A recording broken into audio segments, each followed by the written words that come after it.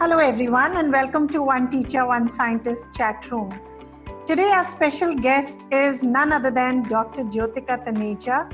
She's a child psychologist and a social psychologist who's been involved in a variety of social projects, right from being an assistant professor in the Delhi University to being a program coordinator in the child development space for Sarv Shiksha Abhiyan with Pratham.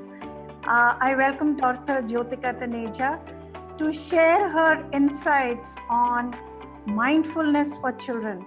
You know, there's a lot that is being spoken about mindfulness, whether it is for elders, whether it is for, spiritual seekers of all kinds. People are really talking a lot about mindfulness. What are your views about mindfulness for children? I see that you do some mindfulness workshops for children, for parents, for teachers. So I just wanted to understand from you, how do we see mindfulness as a tool or a technique for children? Okay, so before beginning, I'll just introduce mindfulness with one simple layman definition. It is moment-to-moment attention in the present moment, here and right now. So mindfulness talks about bringing your attention to the present moment. You know, as it is rightly said, we all have heard this proverb like yesterday is history, future is a mystery, and what you have is the present. And you have to enjoy that present. Like, and if somebody gives you a present or gives you a gift, you enjoy that moment. So every moment is like that, and we have to enjoy it as a present. So that is what mindfulness actually emphasizes about, the present moment. Talking about mindfulness, research has proven that mindfulness helps every single individual, barring age. It can help a small child, it can help an adolescent, it can help a grown-up, maybe elderly also. As you rightly said, spiritual seekers also, and people in any professional field can benefit out of this. And sooner the better. So the more we begin early, it is a better opportunity for us. On the softer side of it, yes, it makes the individual become, more empathetic, thankful, thoughtful. So, these are the things which grow right from the beginning, and thus ultimately giving us like an opportunity to grow up as a better individual. A warm person who is thoughtful, empathetic, is always welcomed in a group. True. So even like with the friendship, the more better relationships you have, be it in the personal front or the professional front, as you grow up with your friends, there are less chances of submitting to peer pressure, because you know what you are doing is right. So maybe building an inner stamina as well? Inner stamina, confidence, and belief in self. Basically, it's more like what you are special, and you don't have to succumb or surrender to somebody just for the acceptance from the others. Because peer acceptance and peer pressure is something that every child goes through in school. And it can actually make or break a child. Sometimes sometimes it can be so powerful that a child can succumb to that peer pressure. So do you see mindfulness, when taught to children right from the beginning, can actually help them elevate their self-esteem and self-confidence, and as you rightly said, the self-belief? So what kind of, mindfulness is a very intangible sort of a tool, right? How do you see it translating into tangible success in life as far as the child goes? Because many times we say, okay, it is fine to do all this, but I want to understand, okay, how does it translate into better marks, or how does it translate into better success in career. So usually society puts these as the yardsticks of measurement. So how do you see an intangible tool like mindfulness can actually help a child get these tangible successes in life? Mindfulness has proven the benefits, but it is a very subtle way of transforming self. The results, it is not a magic wand. Abracadabra and things will get sorted. It requires a lot of practice and reinforcement when we talk about children. I think mindfulness with children can only work when it is happening at the two levels. One at the child's level and at the parent's level. When parents are convinced, yes, this is something good and this is helping my child. Right. And helping me also, because in that path, the parent is also following the tricks and the techniques of mindfulness. Correct. I was going to come to that. Naturally, it is helping the parent also, and it is helping the child also. So this mutual relationship between the parent and child, when they together make an effort, it can do wonders.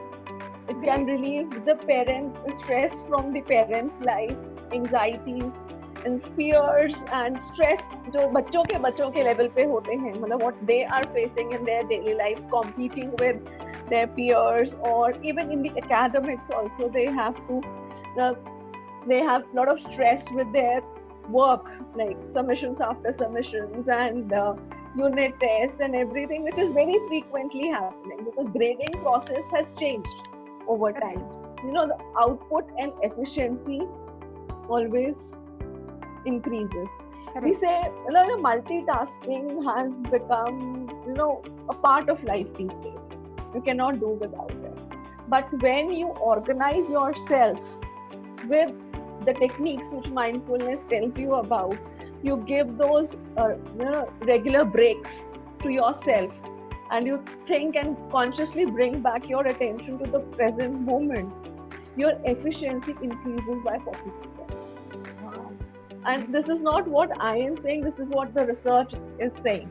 Yeah. Any document you pick on mindfulness and its benefits, you will find that it increases your potential and efficiency by 40%. There is a lot of shaming and labeling that a child goes through in school.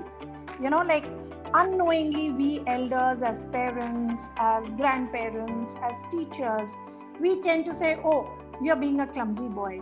Oh, this was not right. You're a bad boy. Oh, you're a bad girl. So, unknowingly, and we kind of keep labeling children in our daily course of life. And this can have far-reaching consequences. What say you? Like, how do you think it would be impacting children?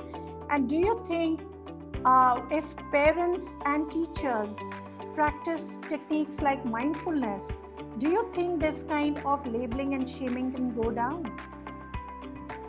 Yes, I firmly believe in that. This can bring a change. That is very casual in an adult-child relationship. Like, 1 month you are expecting something of the child is unable to do that, right? That is one aspect of it. We do not go into the reasons of why the child could not do that. We just put one thing label, which we say that you did not do this because 1, 2, 3, 4, whatever comes into our mind, we do that. But we did not go into the real reasons of it, right? And this traveling through this path, we are not exploring the reasons why the child did, is just because we are in a hurry. We have something to meet on time. So if we analyze any situation, whenever we use unkind words with anybody, for that matter, any adult or a child, if we analyze that, it will always come to one aspect of it. We were in a hurry, we were expecting something, and that expectation was not met. probably our expectation was not clear in the other person's mind, be Right. it a child or be it a adult or any other person, Right. any age group. Right. So we did not go into the like, were we able, we don't check ourselves, were we able to give that expectation clearly to that? And even if that expectation was ours, or even if it was a written thing, as simple as something in homework, like this assignment had to be submitted by this date, and the child did not do it. So we come with the labels and judgments. We judge that student, and mindfulness has a one thumb rule: avoid judgments. Only one thumb rule: avoid judgments. Judgments are so natural in our behavior that we don't take a second to give a judgment. This person could not perform, did not do, because that's a judgment. Correct. Yeah. And out of that, we label the other person. And this labeling, whether it is happening in one-to-one or in front of a group, that also has a different degree of effect on the child. Whenever I have interacted with children, so they come and do the homework of that teacher who is the favorite in the school.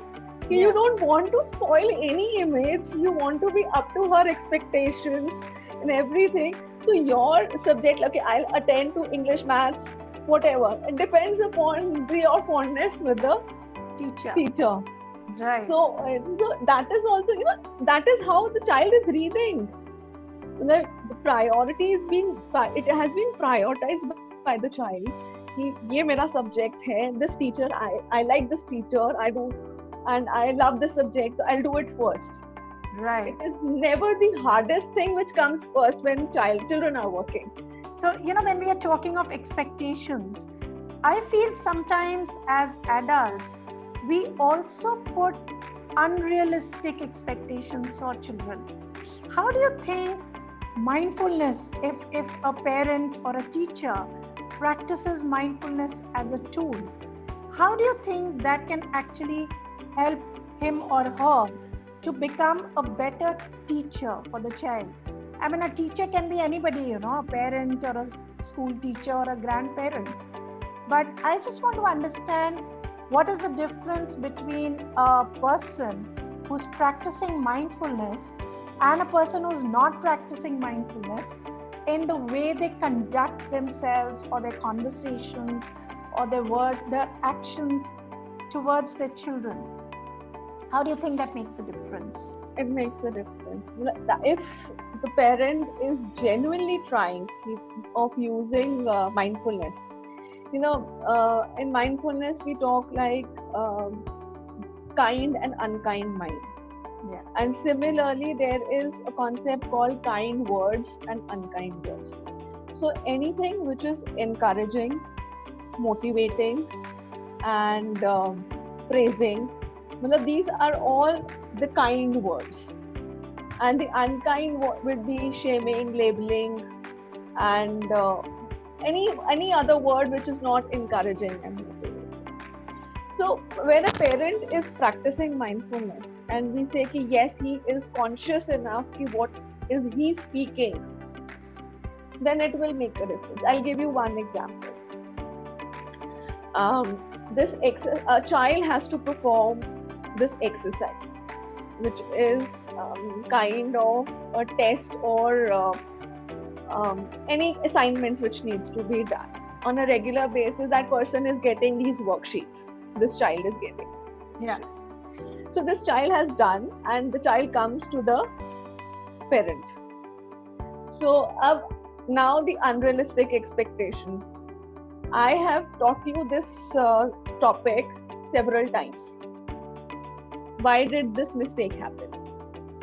That is not a mindful parent. You're directly questioning why. मैंने तो अपना effort लगाया. I have given you that input many times. But what is the problem? you are not able to understand it. And then we come up with this, you are so lazy, you are not giving proper attention to it. Where was your attention? Why weren't you focused? So these are the conversations which get tagged along. A mindful parent, when sees the assignment and sees the mistakes, so another answer would be, do you want me to cover that topic again? Right. Do you want me to cover that topic again? Because these mistakes have happened. So do you think that was do you think that was the reason? Like there is something which is you need to revise, you need to redo it, or it would be simple as like that. Do you want to relook at your work so that if you can find out anything which you missed while doing? Yeah. Can you see the difference? Yes. I mean, that is exactly where and it's just a slight shift that in the we words. need to make. No, the concern of the parent is same. Yes, we are concerned the child has to study well. It is just that how we are putting it across. Right. The tone of our voice, the pitch, are we raising our voice or we are talking in a very normal tone? Yeah. That even also. If we are, even if we are using kind words, but our tone and pitch is high. Yeah. Everything is lost there. Correct. So, I mean, a mindful parent can actually twist and turn the entire situation from being like a child feeling disempowered to an empowered situation. Like a situation which motivates the child to relook at the work and maybe, come up with a solution together. There could just be sometimes that a child needs that focus and concentration, and maybe a parent can just nudge or become the facilitator for it. Right, true. At times we don't intend to do that. No parent would try and hurt the child. And as like this generation of parents, they understand what is the self-esteem of a child and why it is important, and how what hampers the self-confidence of the child. There is a little bit better understanding than the previous generation of parents. Right. So we don't intend to. Sometimes we just pour out our own anxieties or own stress. Yes. Because if the child comes and we are working on a laptop, we are addressing to some emails, we are typing something, and the child just comes in and then shows it. So whatever focus we were trying to put on this, it actually goes on, that poor child, yelling at the child or discouraging the child in that manner if we are not mindful in our using our words. So that comes on the child. So I'll just share one small technique which we all adults can use in any situation. During my workshop with professionals, I use like, whenever you are entering your boss's room, you can actually use this technique, or anywhere. This technique fits everywhere. We all have heard the word stop. We see it everywhere, na? STOP. Yeah. So this is a simple technique.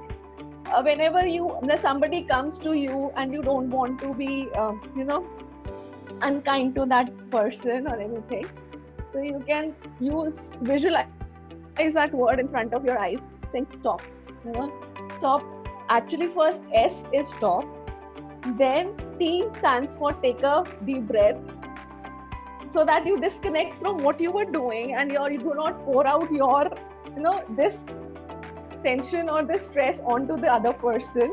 And then observe, see the other person. That person is coming with full of hope and expectation from you also, that you will also recognize the effort which the other person has put in. Yeah. And then proceed.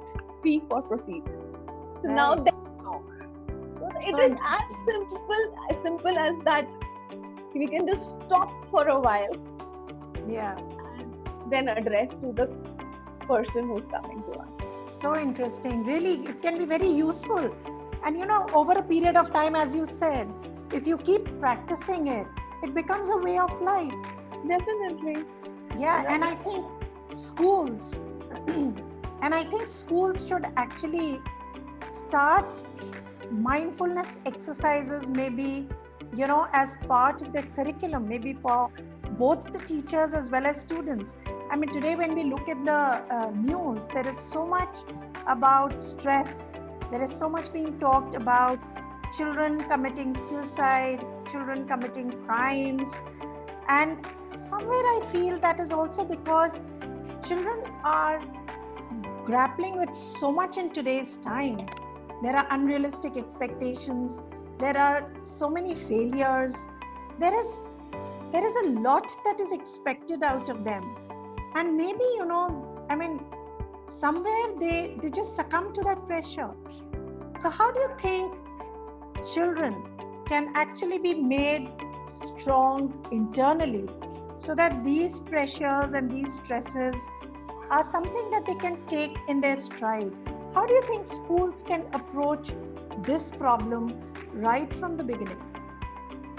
So I believe mindfulness can address this problem if it is taken a part of the school activities, co-curricular activities or even curricular. Like, you'll remember that we used to, as a child, we used to have moral education.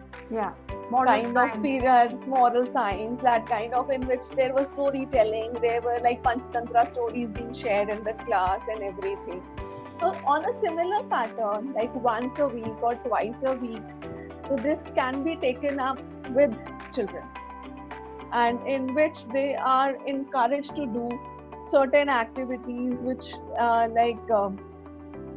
can help them control their anger. 10 minutes of meditation. Meditation can be taken up in the class itself. Anytime when you see the children are charged up, they are making so much noise. There's a lot of energy is built up in children. Yes. So we as adults have to just channelize those energies. Correct. So that you use for a productive way, not in an unproductive manner. Right. So these energies can be channelized with meditation and small exercises. Meditation, if teachers are aware of those, so that can be like 5 minutes job for every class, and you will see the difference, the concentration level, the interest level in the class, and the mischief level in the class, something prank being played or anything for that matter, which happens in the class, especially in the senior classes, not in the junior ones. But yes, it will bring back the focus to the subject and this thing. And a lot of you talked about the suicides and the stress which children are taking these days. So anger management, plus when this labeling and shaming, when we are all using those kind words, we are conscious enough and we are reminding each other, because mistakes can happen at any end, right, at any point of time. Even adults do that, even kids do that. Right. So when in a mutual cooperation kind of a relationship, when we are saying let's all help each other practice mindfulness, so these checks can come. What I can make out is that mindfulness can also help children learn to take uncertainties, because they're living in the present, so they are not vacillating between their future and their past. Like, it's something that can help build that inner strength. What do you think? Taking things day by day, as the day comes. Like mindfulness does talk about like how you plan your day.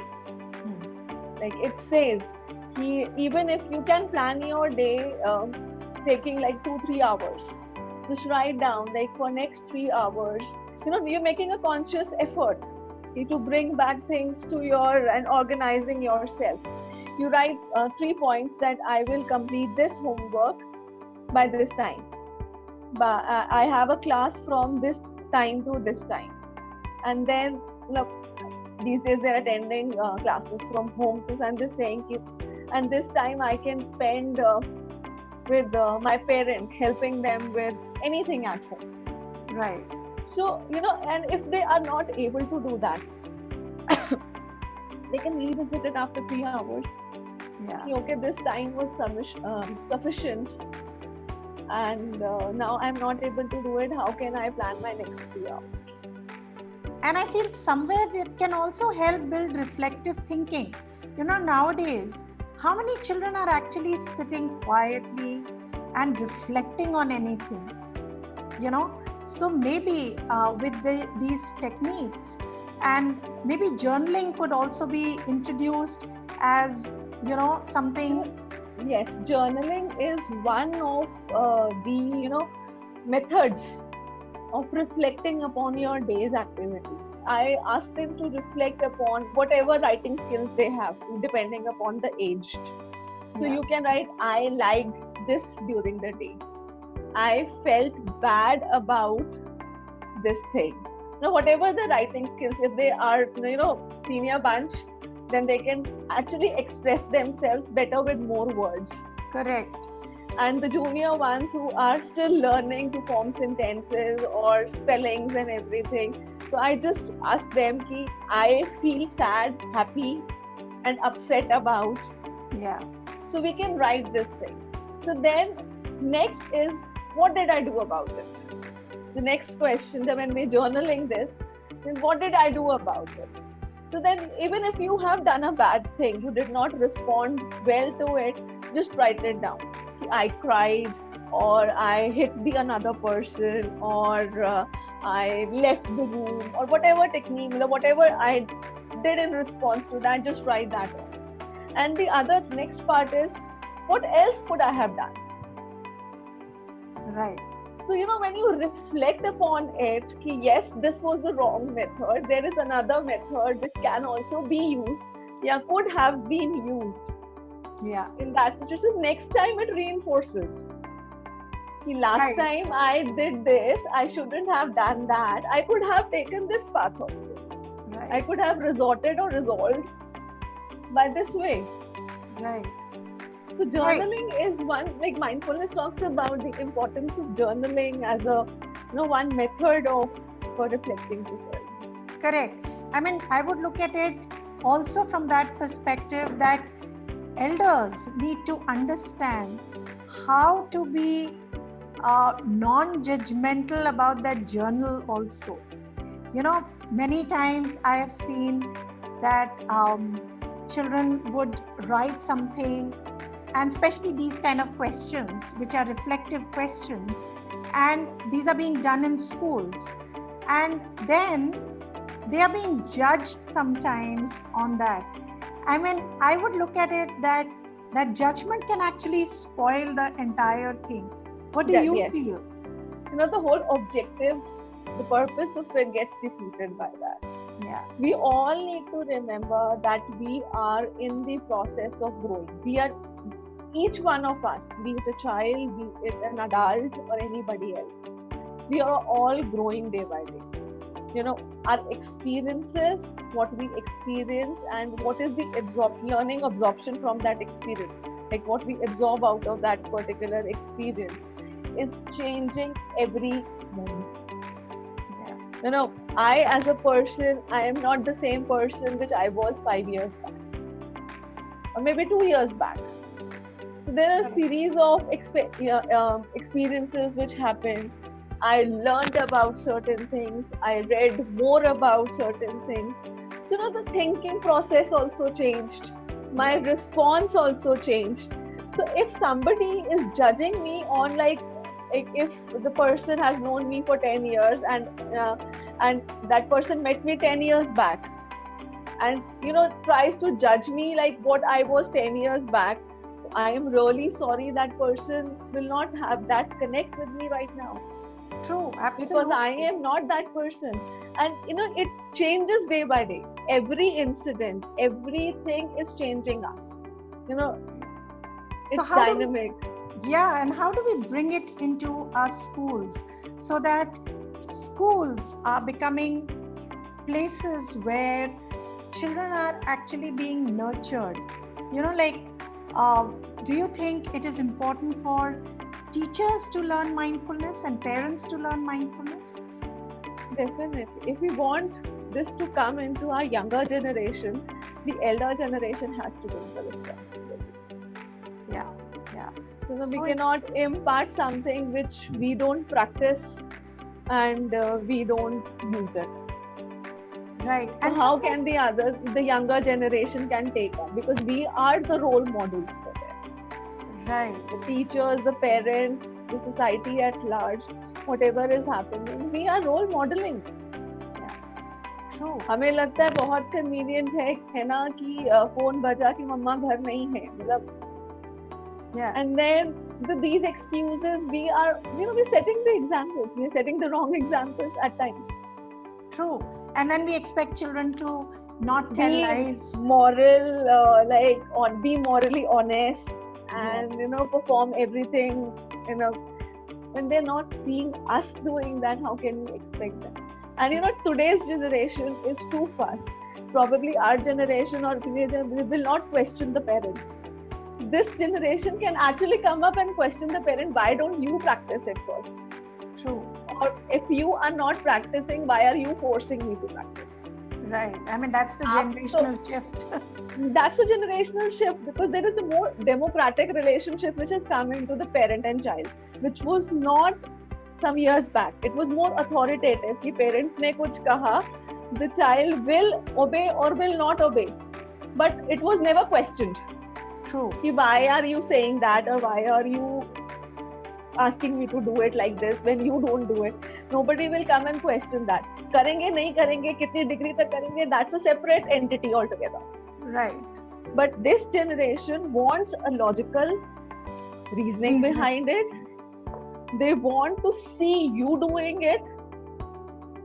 Then only they want to see the role model. Na? What if it is good? So it is good for everybody. Then why aren't you doing that? Correct. Yeah, so true. Absolutely. And I feel it is very important that we make that shift in our everyday life. If we adults, because it is we also who are passing our beliefs, our ideas, our thoughts, actually start being mindful of our words and actions. Only then we can make a difference into a child's life. So, yeah, great. Thank you so much, Jyotika, for sharing your lovely insights. And I think somewhere we as parents, we as educators, we all need to be reflecting on our parental techniques, or what kind of role models are we being to a child? What kind of a role model am I projecting to the child? And I think if we all change at the micro level, the world will change at large. Small changes.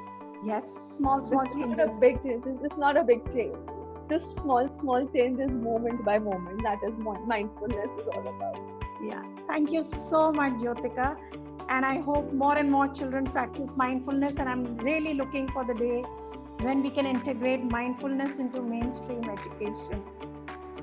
Even I am looking forward for that. Yeah. It will change the things we see and do. Yeah, it will really change the perspective completely, I think. And the lens that we wear in our everyday life. Thank you so much, Jyotika.